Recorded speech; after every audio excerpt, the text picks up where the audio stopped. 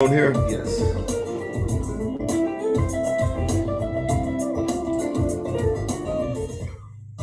The Voice 17104.com. This is Zanetta Wingfield, and you're listening to The Voice 17104.com. The Voice 17104.com.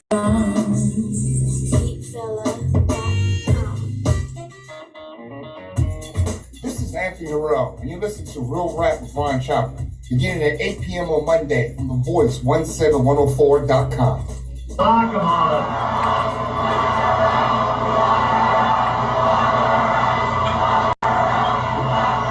Talk about it.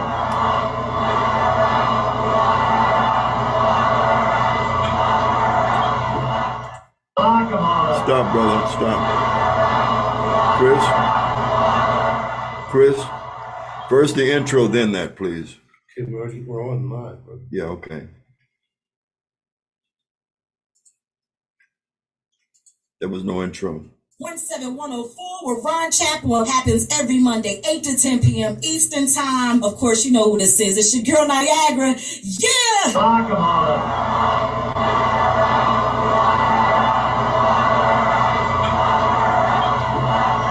Talk about it.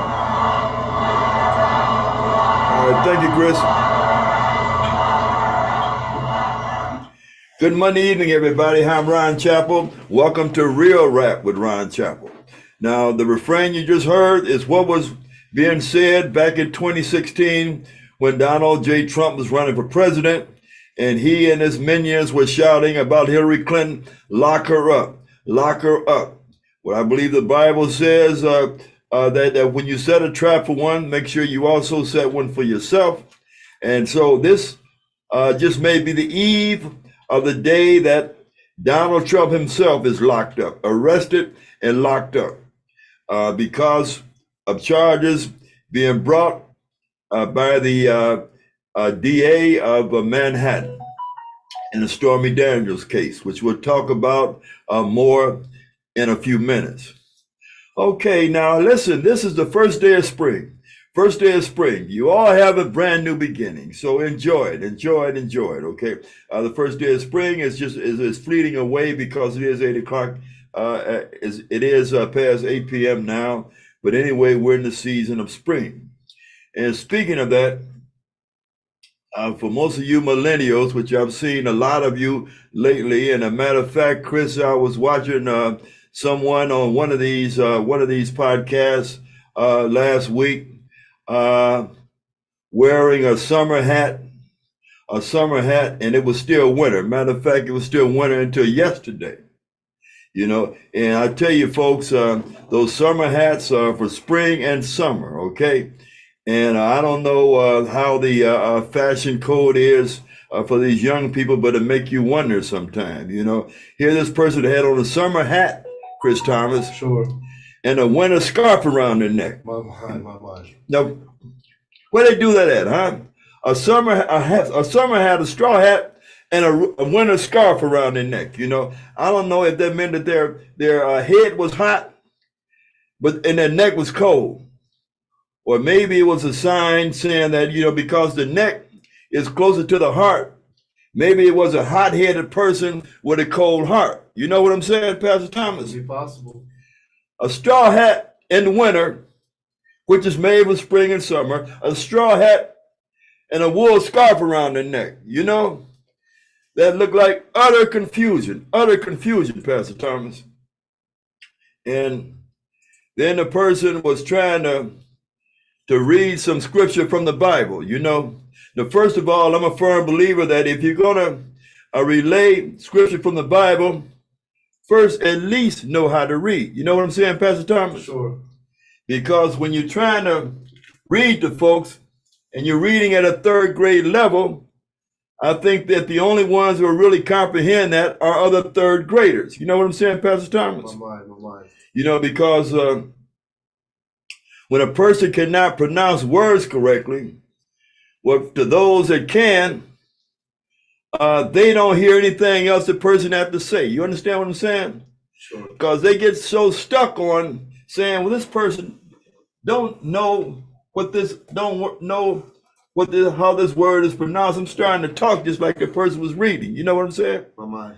And so they don't hear anything else after that, you know. And I tell you, it's very, very sad. You know, the first encounter I had, Pastor Thomas, with an adult, because there are many adults that unfortunately don't know how to read, you know, or read at a elementary level. Sure. The first time I experienced an adult that couldn't read, it was sort of humorous to me, you know. Not ha-ha humorous, but smirk humorous. You know what I'm saying? Okay. Let me, excuse me. Excuse me. Let me set it up. I was 15 years old, and I went to the employment office with a late uncle of mine who had just came to Detroit from Alabama. You know what I'm saying? Okay. Now, he was a strong guy, you know, good common sense. You know what I'm saying? Because he drove a tractor down in Alabama, tractor most of his life. Sure. You know what I'm saying? And we went to the unemployment office to get a job in Detroit to work at Chevrolet Gear and Axle. You know, there's a lot of auto plants in Detroit.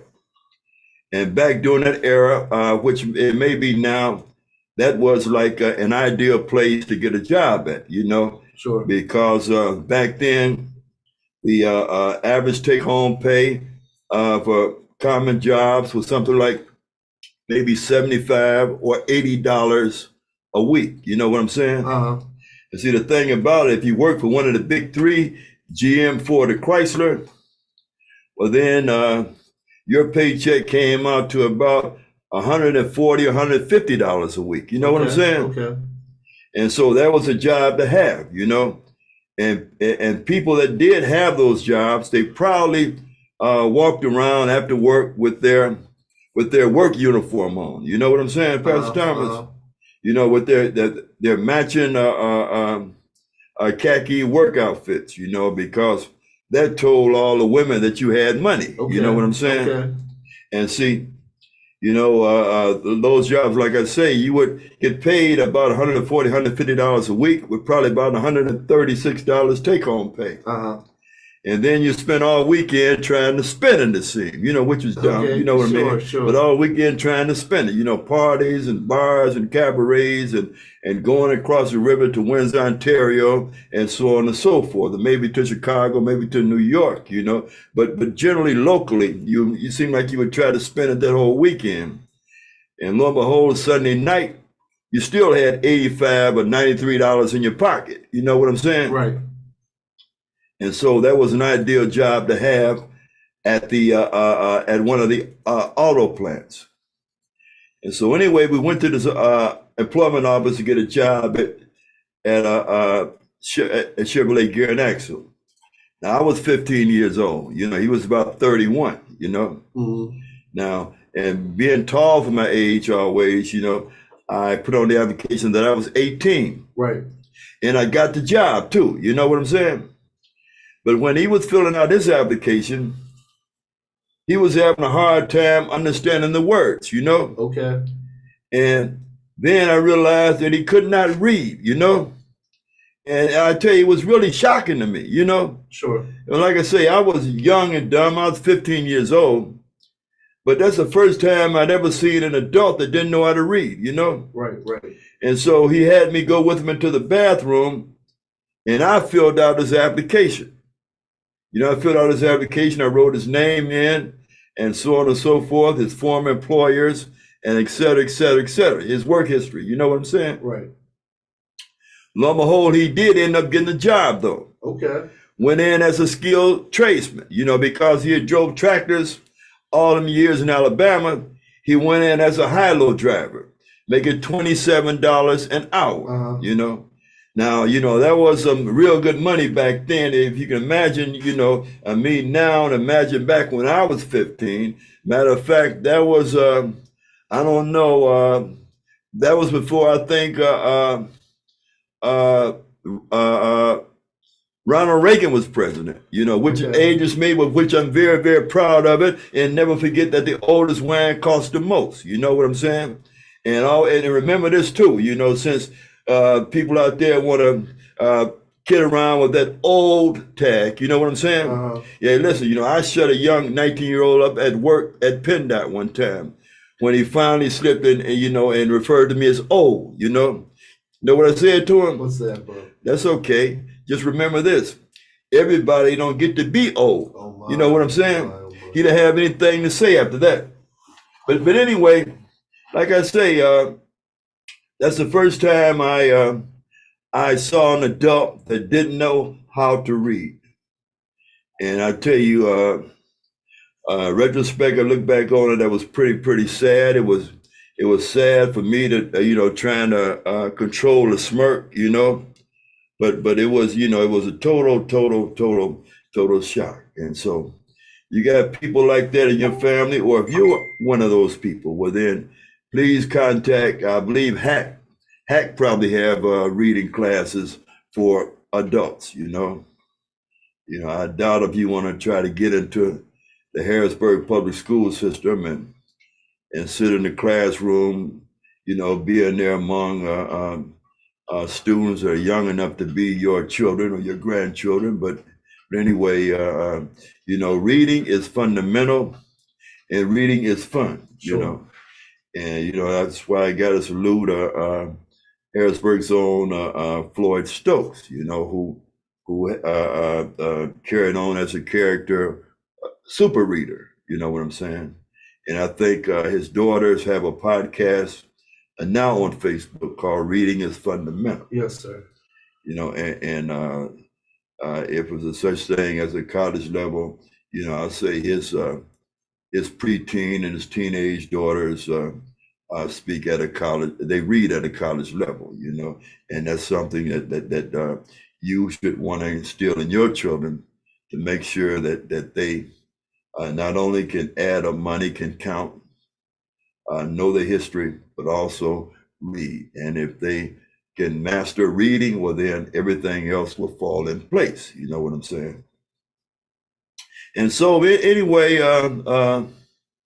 that's one thing I wanted to touch on. Now, before we talk about Trump, which we'll probably do right around the bottom of the hour, the charges would explain to some of you who may not be aware of what he potentially would be charged with tomorrow if he is indeed arrested, as he forecasts that he will, I guess by some leaks from someone at the DA's office that he may be akin to, maybe a friend to, or they may have paid off someone to get some information to him, if it is true. So we're going to talk about, why he's being charged and why it is ultimately a crime, not because he paid off some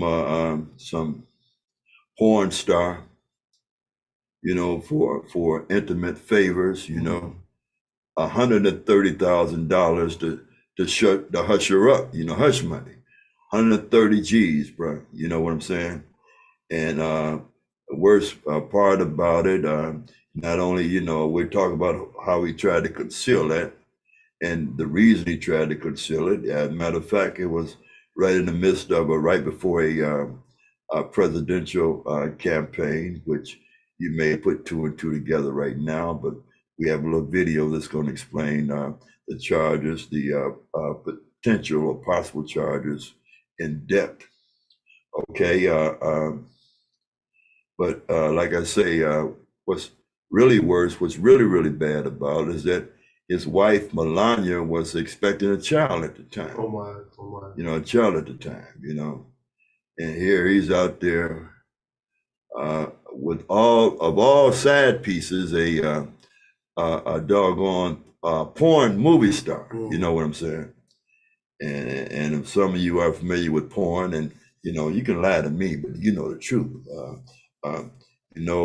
These are not people who will interact with just one other person, if you get my drift. And so anyway, so yeah, we're going to talk about that. But Chris, let me ask you a question, okay? Yes, And I'm asking the viewers out there the same question, okay? And I'm going to request your input. If you feel like you want to comment on this topic I'm going to speak of, this situation I'm going to speak of, we welcome your input. And I give you the number right now. If you want to write it down, the number is 717-889-7181. The number again, 717-889-7181. Okay, Chris, let me pose a question to you. Say that Melissa's, okay, I have you on, okay, cool, okay. Say that Melissa's dearly departed mom was still in this realm of life, okay? And say that there was a gospel recording artist that she really, really liked. You know what I'm saying? Sure. It was like one of her favorite artists. And he was coming to Harrisburg. And you didn't care that much for the artist. Your wife didn't care that much for the artist. But because your bride's mom really loved that artist and had tickets to see that artist, would you accompany her? Would one of you, either one of you or both of you, accompany her there? And she already had 2 tickets, one for herself and one for someone else, and something fell through, the other person wasn't able to go. And so would you or Melissa go there to see the gospel artist with your mother-in-law? I'm sure, if I think back, to when her mother-in-law, well, to when her mother was alive in her home, you try to do everything that you can, knowing, they may not be with you, tomorrow or the next day or next week, next month. Right. I don't think, now, did she have 2 extra tickets or she just had 2 all day? She had 2 all day. She had 2 all day. Someone else, her granddaughter was going to go with her, but something came up and her granddaughter couldn't go. Sure. So she had an extra ticket. Just 1 extra ticket. She had 1 extra ticket. Okay. Now, I mean, I would try to roll it off, as husbands do, to their wives, it's your mom, go ahead and take her, maybe give her some money, to take her out to eat afterwards or take her out to eat before. Unless she felt uncomfortable going by herself due to whatever nature. Say it was in New York City, deep New York, and she didn't feel like driving late at night and coming back early in the morning. That would be a whole nother scenario. But now say it was at Hershey Park or the farm show or something like that. I would try to pose to her to take her, then give her, some perks for doing it. Again, because Okay, let me interject, please. Sure. Say that it was here in Harrisburg. Uh-huh. No, it's in Harrisburg. Okay, well, like I said, if it was at the farm show or something like that, I would definitely try to push it off on my wife to take her mom to the concert, seeing there was only 1 ticket.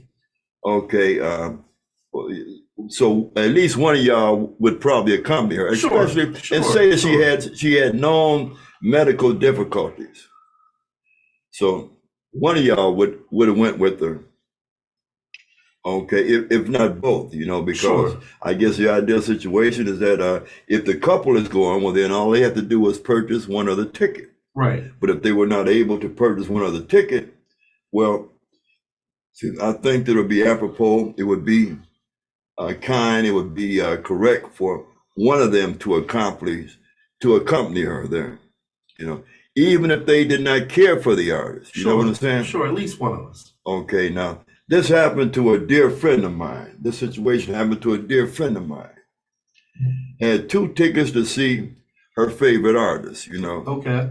And I'll mention his name, Galante Gavin. Sure. Okay, Galante Gavin was here at this church here on Progress Avenue, Greater Zion. Okay. Okay, and this person had a bout with COVID-19, a year or 2 ago. Okay. And Galante Gavin was the artist that she used to listen to a lot.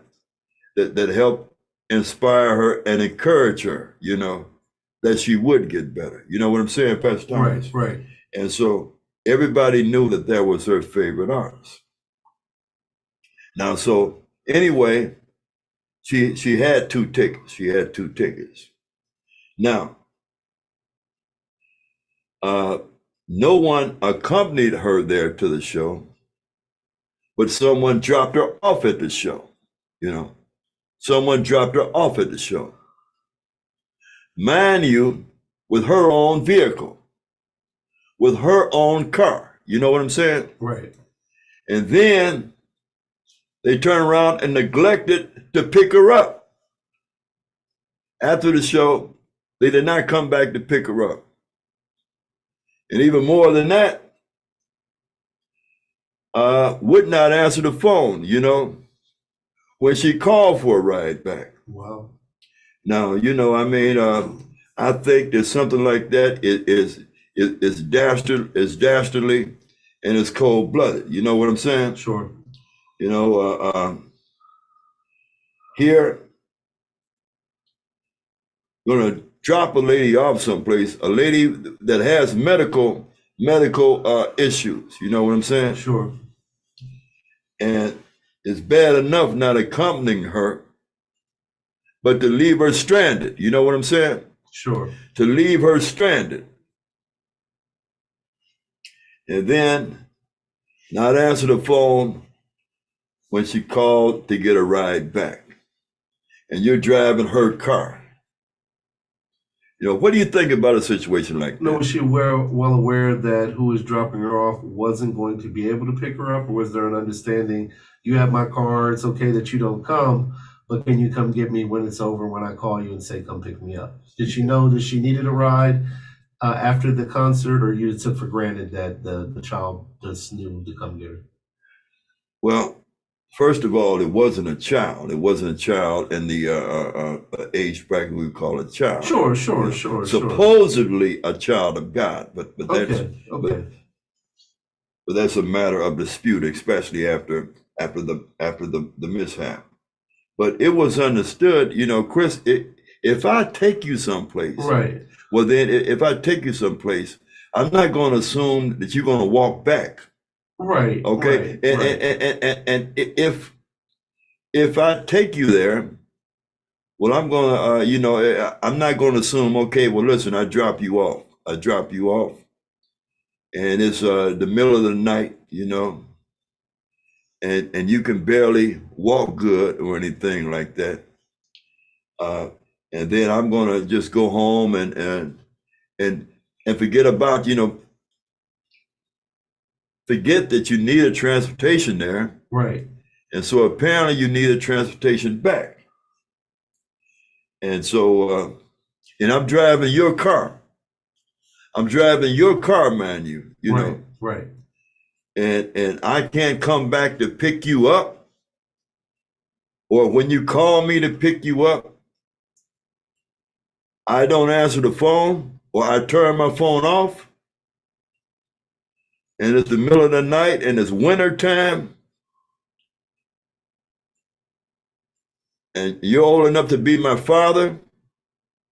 I don't think that any reasonable person, especially a person that want to try to profess to be about God, would conduct themselves in that kind of a way, And so what do y'all think out there? Anybody have an opinion about the situation? Because I think that it was a totally wrong situation to just drop somebody off in their vehicle and not being human enough, compassionate enough.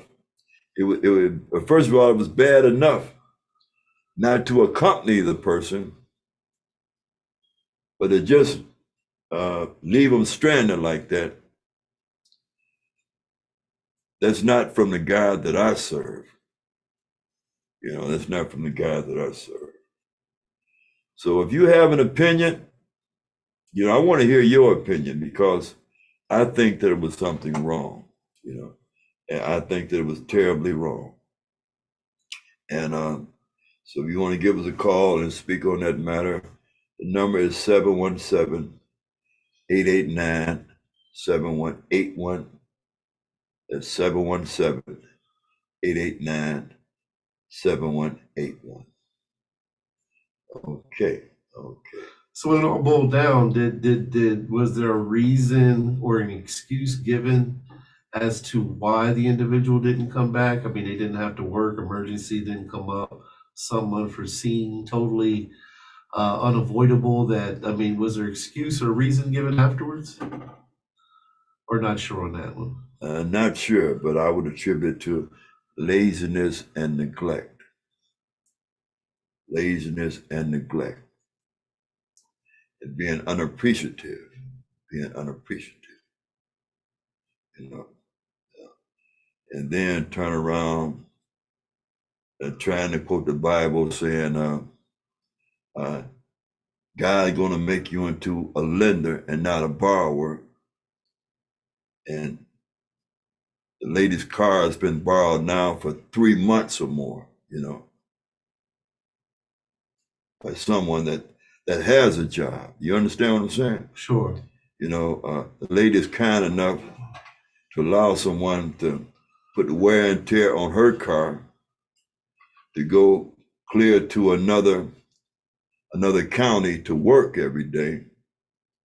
And then the person cannot pick her up, What kind of heart? Maybe that's why, like I say, a wool scarf on her neck is denoting a cold heart. And a cold heart. Maybe that was it. A straw hat, a hot head, and a cold heart. Maybe that's why things played out the way that it did. You know what I'm saying? And so that's why, and one thing Galante said, I understand. Well, first of all, some might say, well, Ron, why didn't you take the person? Okay, that's a fair question.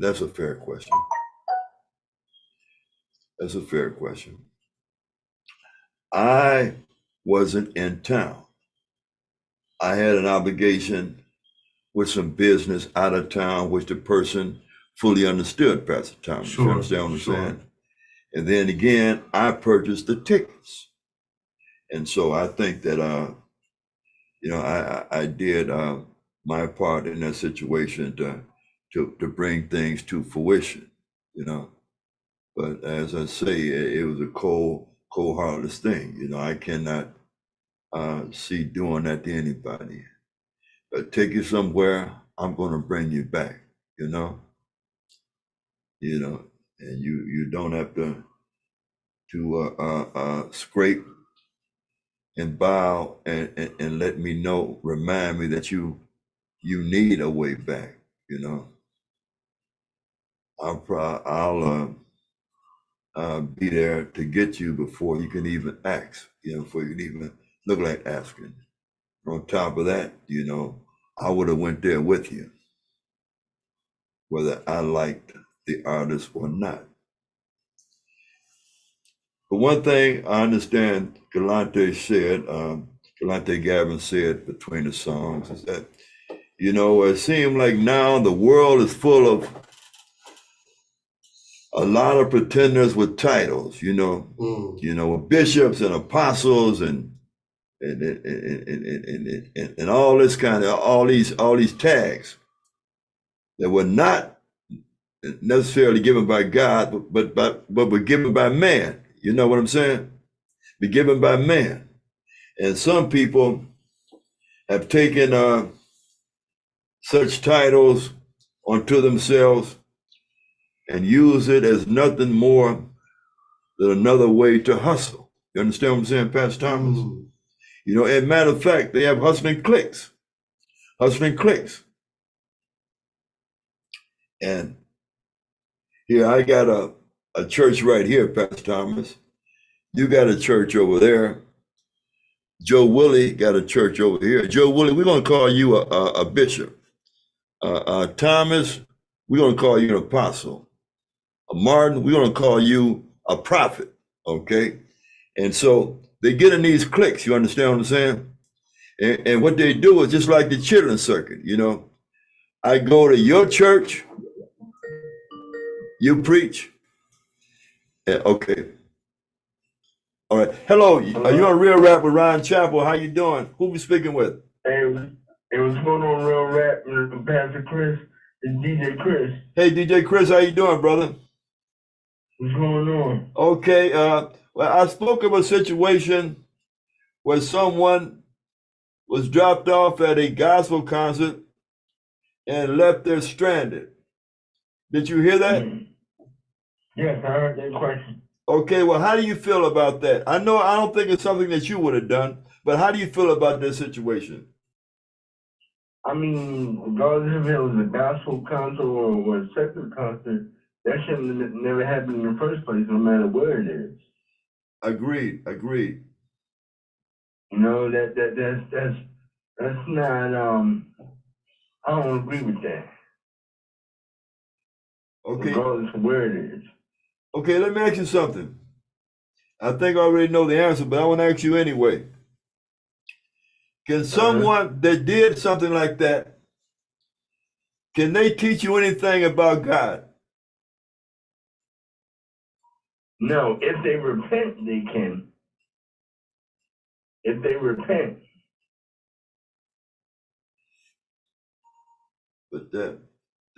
But to have that in them to be able to do something like that, you know, so you. I mean, it's wrong all around, no matter how you look at it, it's wrong. Yeah, I agree. Okay, DJ Chris, I want to thank you for your input, brother. No doubt, Brother Ryan and Pastor Chris, let's salute both of y'all. Thank you for having me on here. Peace. Thank Okay, you, bro. peace, brother. All right, peace. All right, peace. DJ Chris Williams, DJ Camouflage Chris Williams, Pastor Thomas. I believe that's his moniker nowadays, Camouflage Chris Williams. We appreciate him calling in, and we would appreciate your call too, 717-889-7181. Yeah, like I was saying, you know, a lot of them get into these cliques, Pastor Thomas. Sure. You know, I come to your church and I'm gonna yell and scream and jump up and down and preach, and then you're gonna have a collection for me. You know what I'm saying? Right.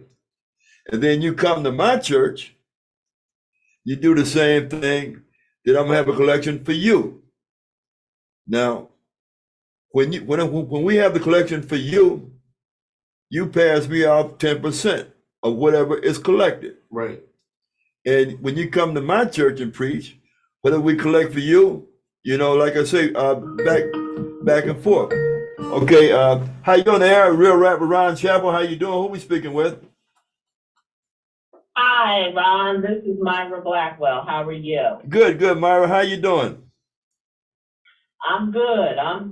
So what's the question of the hour? Okay, well, you didn't hear the show. I was telling about how an elderly lady, a dear friend of mine, an elderly lady was dropped off at a gospel concert by someone that's using her own car. And then she was left stranded. She had an extra ticket to the show, but no one that she knew was really interested in seeing the artist.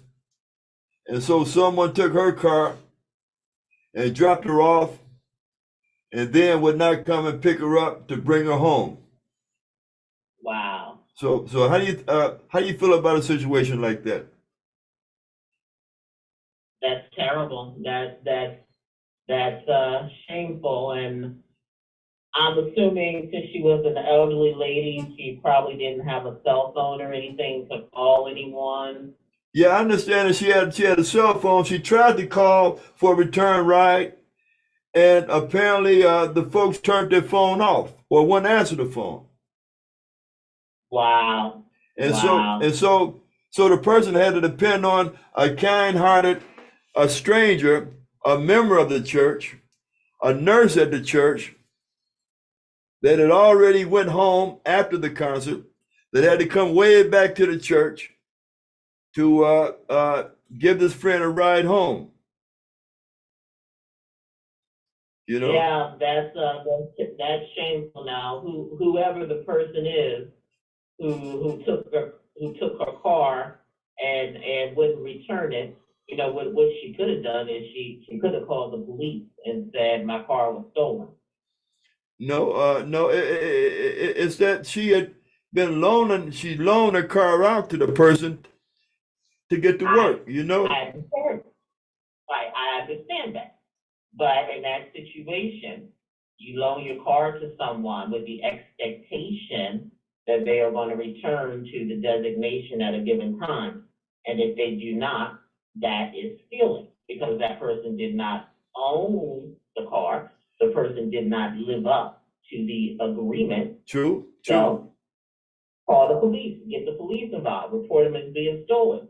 Since that person is telling me, the elderly lady, well, you're not important, I'm not gonna, you know, come back for you like I told you I was, or like you told me to do.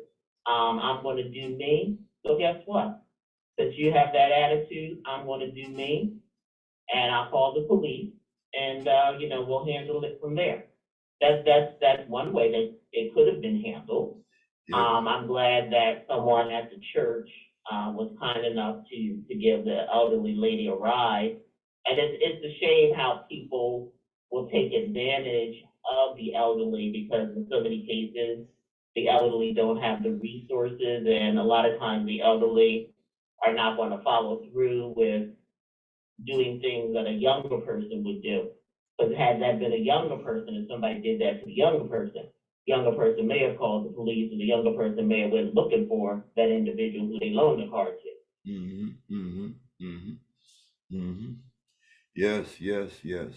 Yes. One other question, you know, and then I'm going to ask you about Bethel. You remember Bethel Church, right? I believe. Correct. Okay. Mhm. Now, a person that will leave someone stranded like that, could they teach you about God? No, that's not very Christian-like.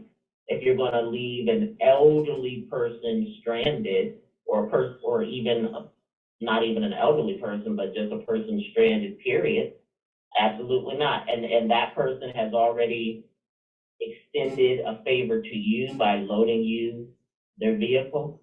That's not God-like. There's nothing that I would want to listen to that person say. Yeah, well, I agree with you on that also. Incidentally, it was the Kalante Gavin concert that was held about a week ago. You know, a real good artist, Kalante Gavin. Anyway, yeah, back about Bethel. Now, I know I've been in contact with Bethel AME, with members of Bethel AME, about a concert that y'all having, a concert for the women that y'all have coming up in April. And Yes. Spring gospel concert. Yes, spring gospel concert. And I have hopes of having a member of Bethel AME Church come on and speak about that spring gospel concert. Unless you want to touch on it right now, and we would still have a space for another member to come on that want to go real in depth about the concert. Do you want to say anything about the concert?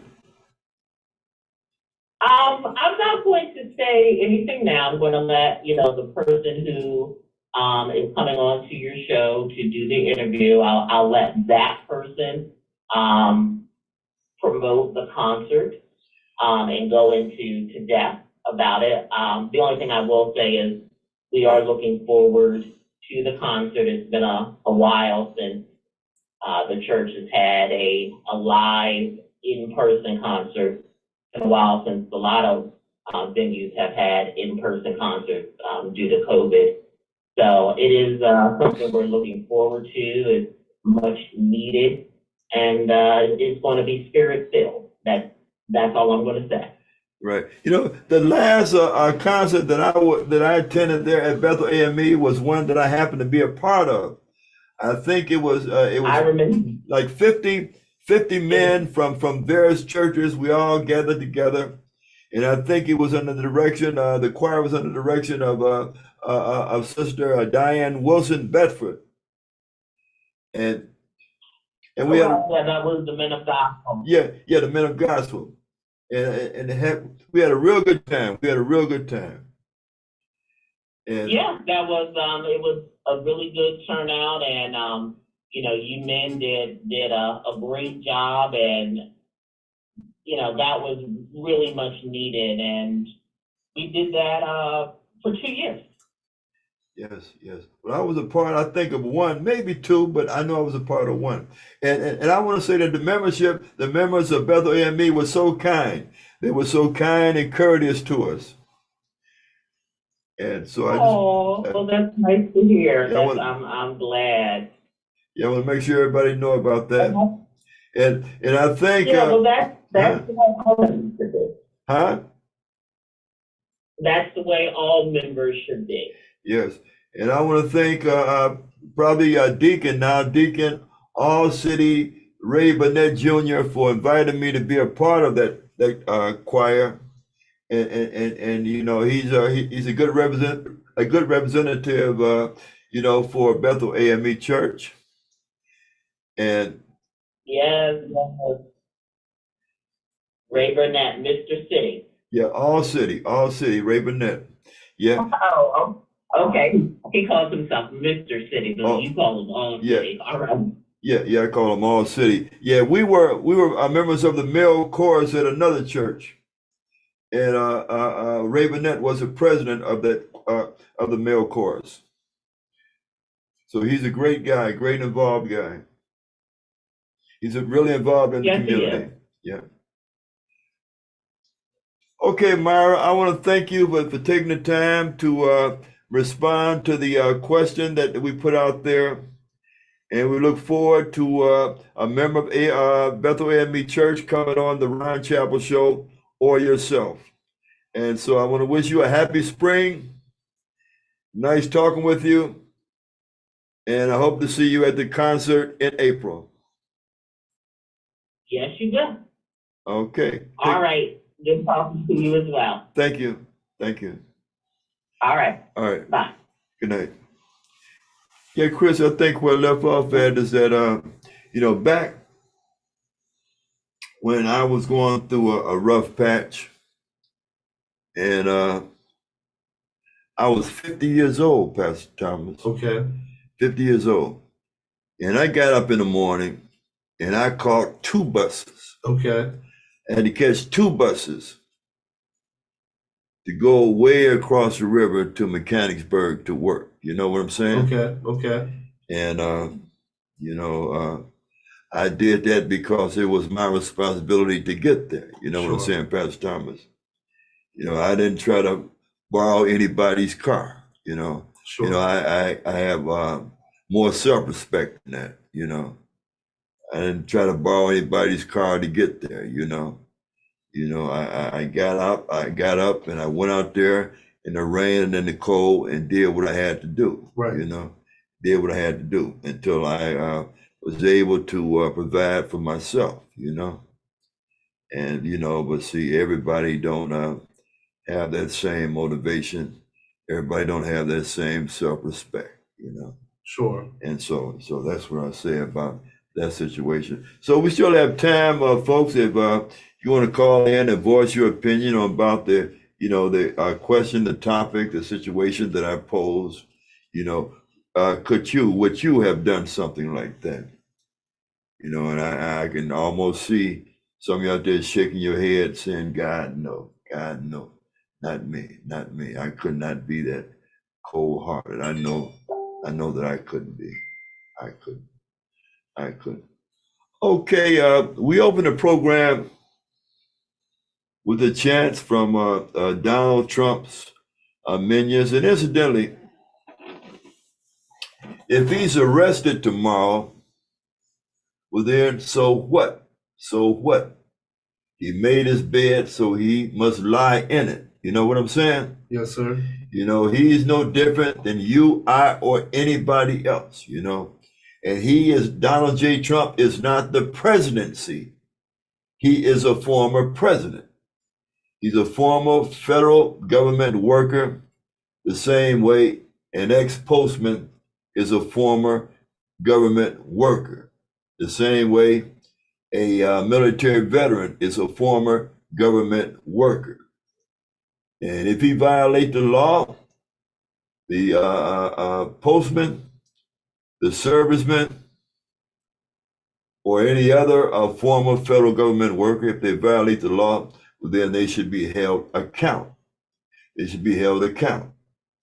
Now, a lot of the Trump minions and a lot of the ultra right-wing conservatives are trying to say that Trump is going to potentially be arrested because the Democratic Party, because the Democrats hate Trump. Well, I don't know why they want to keep tossing around that hate tag, Pastor Thomas. Sure. You know, there's nothing more than a face-saving device for them. You know, because they're trying to objectify people who feel like he should be treated just like anybody else. You know what I'm saying? You know, irregardless if he was once a president. You know, he was a sore losing president who riled up a bunch of crazy thugs that went and smashed and crashed the U.S. Capitol. And I tell you, 6 police officers were injured, but 6 ended up dying as a result of that insurrection that was sponsored by him and his minions. And a lot of those people, those rioters, a lot of them have been prosecuted. Some are still incarcerated. And now you have members of the Republican Party that want to refer to them as political prisoners. Can you believe that, Pastor Thomas? Wow. As political prisoners. Well, you know, they're rioters, murders, thugs, destroying government property, federal government property, and creating all kind of mayhem and spearing police officers with flag poles and some everything else, you know. And so those that are charged have been charged. They have been rightly charged, and those that have been convicted have been rightly convicted. And as I say, Donald Trump, you know, I don't care that he was once a president, you know, and I don't care that he's 70-something years old. You know, I think not Dick Gregory, but Bill Cosby was 80-something years old, Pastor Thomas. 80-something years old, and he was incarcerated, you know. And so I don't want to hear because Trump is 76 or whatever, or because he has so much money, you know, which you know, folks have been talking about that. You got folks on the job saying, Ron, you really think they're gonna lock up somebody to get all that money? Well, listen, Uncle Sam got more money than all of them. Okay, hi, you on Real Rap with Ron Chapel? How you doing? Who we speaking with? Hello, Mr. Ron Chapel. This is that fellow American, Anthony Harrell. Hey, Anthony Harrell, how you doing, brother? Oh, I'm doing great, sir. You have doing a great job. I've been enjoying it so far, as usual. Giving a voice to the people. I like the way you talk. Okay. But I do have a question. Okay, thank you, sir. First, let me ask you. Yeah. Did you make the ballot for city council? No, I haven't. Because a lot of things happen, transpired. I'd love to come in and talk about it to the people. I don't know what happened with that. Okay, we'll have you on. We'll have you on next month, okay? If God gives. That sounds great, sir. Okay. Okay, now your comment or your question. Okay. The only comment I was going to bring up is when you spoke about, nothing that you think I'm defending of Trump, but we like to get things straight. I mean, at least facts, some of it facts straight about what happened with Trump and what's going on with him, and why he keeps talking about on Tuesday why he might be, he believes he'll be arrested when it comes to what happened in New York City. The way I understand it is to be this. He's not being arrested for like January 6th, all that stuff there. What happens is this.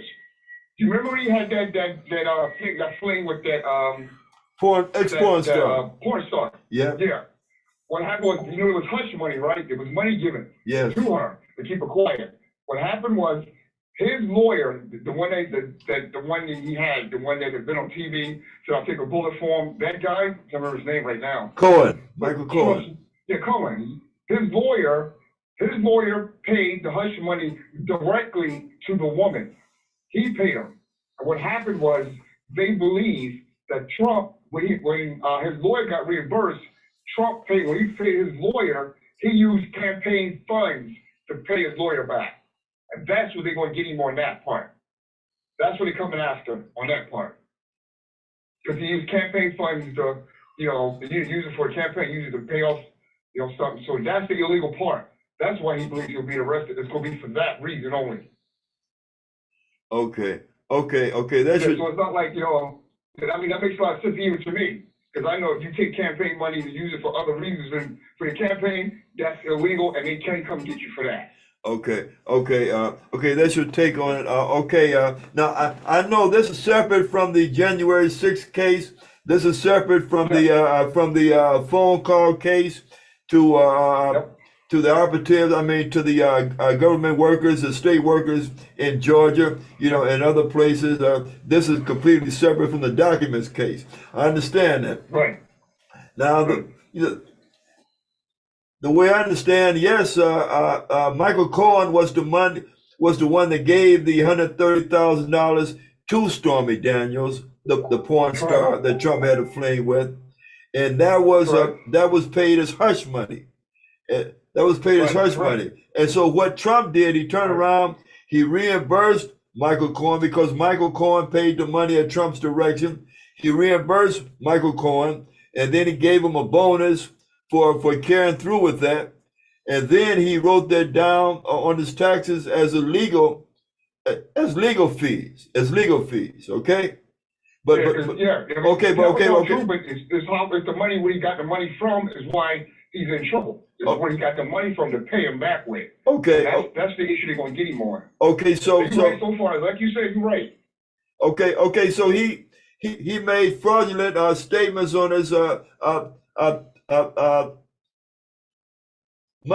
financial paper saying that it was legal fees, but here's where the potential felony act come in at, is that it was the hush money payment was really to further his political ambitions, because if that news would have came out right before the election, that some folks might not have voted for Trump. Therefore, it was really a campaign contribution that wasn't reported, because the $130,000 went to benefit his campaign for president.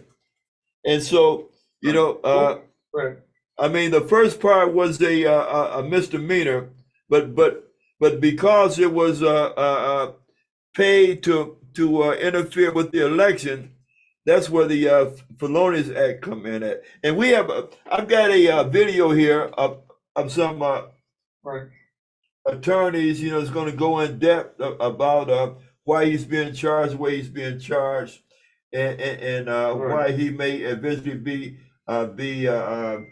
indicted. But do you think he's going to be arrested tomorrow or any day this week or any day soon? Well, actually, remember, like I told you, I'll be ready to sit back and watch and see how it winds up. And if he does, he do.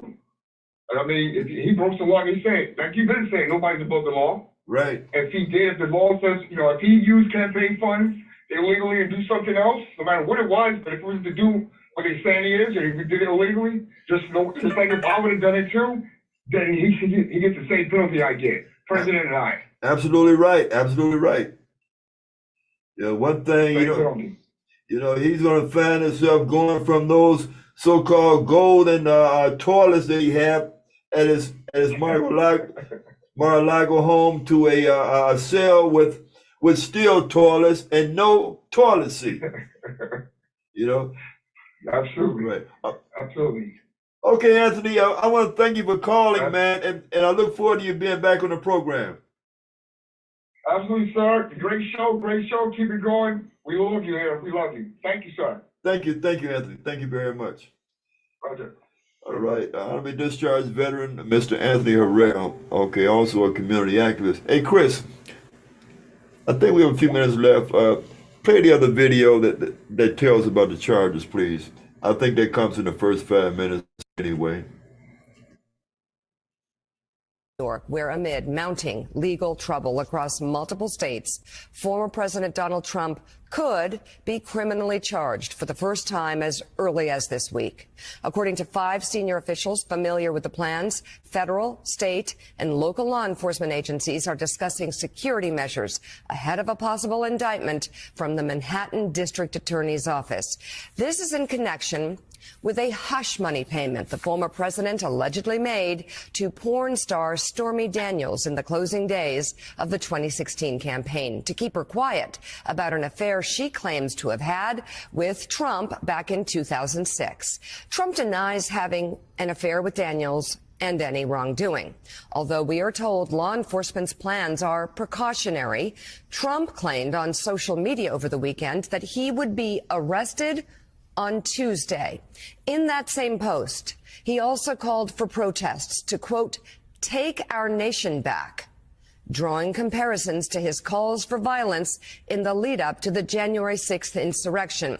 Despite those claims, a Trump spokesperson tells NBC News that the former president has not been notified about a possible arrest.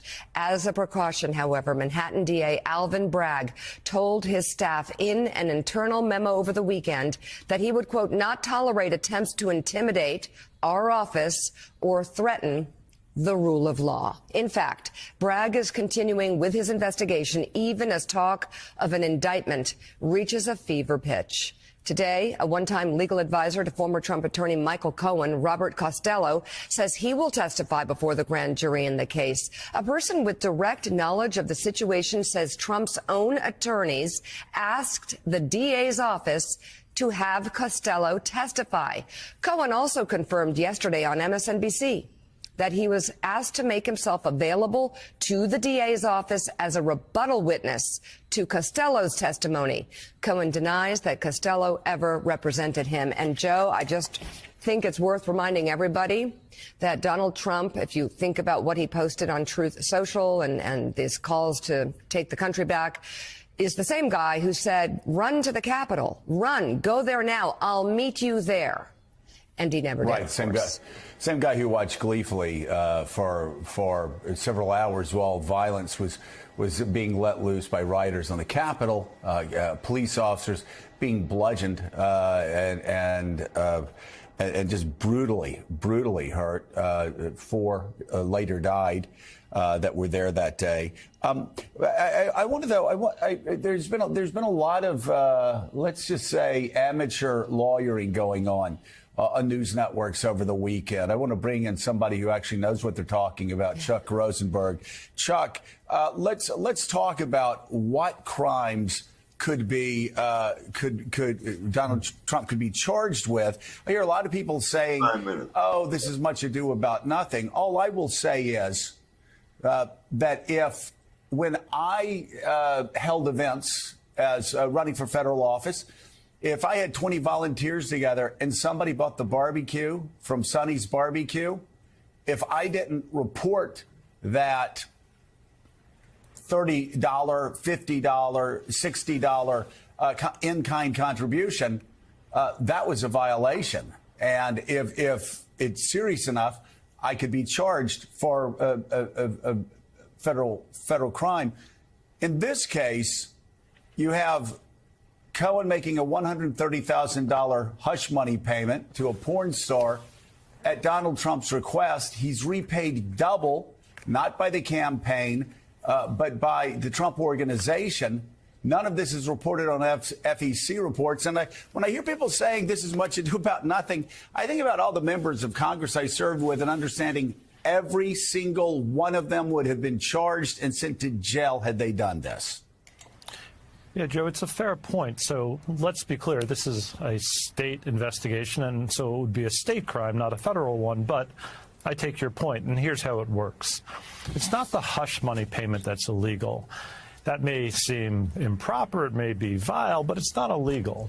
What would be illegal is the way you treat that hush money payment on your books and records. So if you're really paying the money to Stormy Daniels to have her remain quiet about an extramarital affair, and then you characterize that payment on your books and records as a legal retainer for Mr. Cohn, those are false business entries, and New York State has made that a crime, a misdemeanor.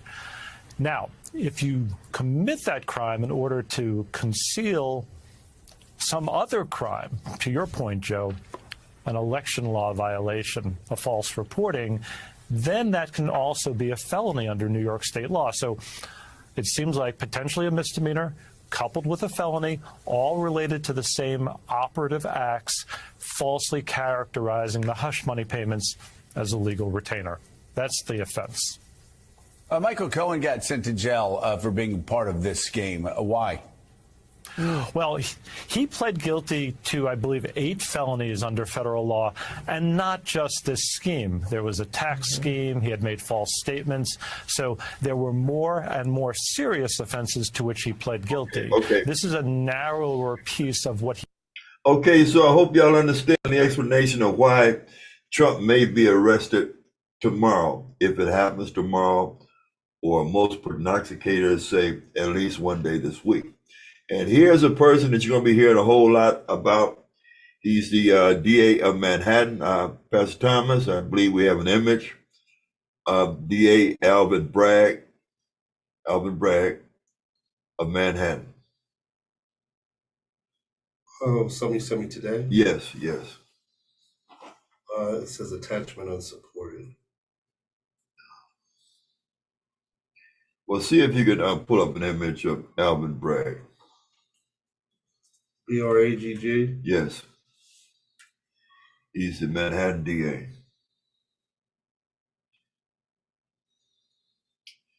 This gentleman here. Yeah. Who said during his time growing up, he was routinely stopped and harassed by police officers, illegally searched and slammed up against the wall, as a lot of us was, growing up during my teen years anyway. Okay, so show the image of Alvin Bragg, if you, okay, that's him right there. That's him, yes, that's him. That's the Alvin Bragg who is bringing charges, probably bringing charges against former President Donald J. Trump.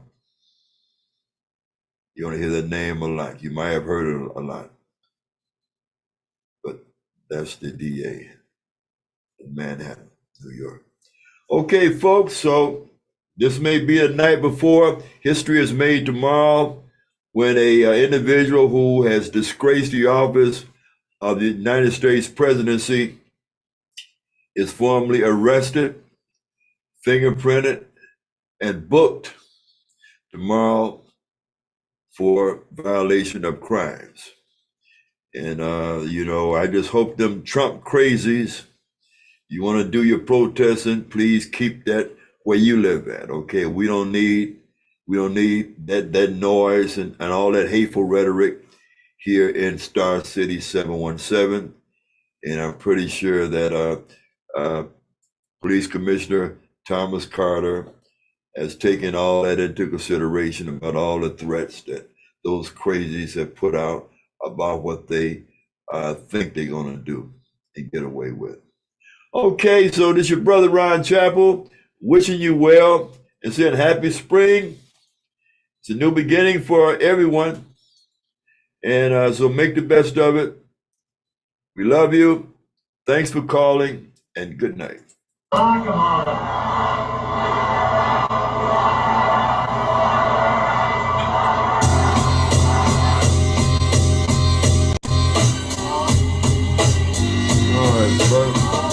Okay, but you handed me your phone a moment ago. Who was that?